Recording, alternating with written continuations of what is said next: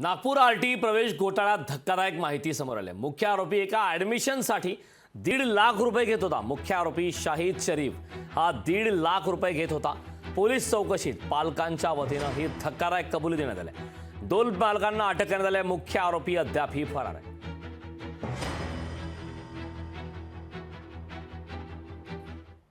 दोन police station अंतर्गत गुन्हे दाखल झालेले आहेत, ज्या ठिकाणी बर्डी पोलीस स्टेशन, सदर पोलीस स्टेशन याच्यामध्ये 2 गुन्ह्यामध्ये एकूण 19 लोकांना आरोपी केलेले आहेत। ते सर्व त्या पाल्यांचे पालक आहेत ज्यांनी ॲडमिशन घेताना खोटी कागदपत्र दिले। ते RTI अंतर्गत जे गरजेचे कागदपत्र त्यांनी सर्व बनावट कागदपत्र दिले।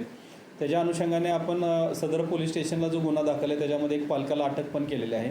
त्याच्यामध्ये जो मुख्य एजंट आहे ज्याच्या मार्फतीने हे सर्व कागदपत्र बनावट करणे, ॲडमिशन घेणे, त्याचा आपण शोध घेत आहोत। आणि आणखीनसुद्धा याच्यामध्ये ऑफेन्स वाढू शकतात, गुन्हेगार वाढू शकतात। ह्यापूर्वीच ॲडमिशन झालेले आहेत आणि त्यासंबंधी त्यांचे ॲडमिशन रद्द करण्यासंबंधित हे शिक्षण विभागाकडून कारवाई केली जात आहे।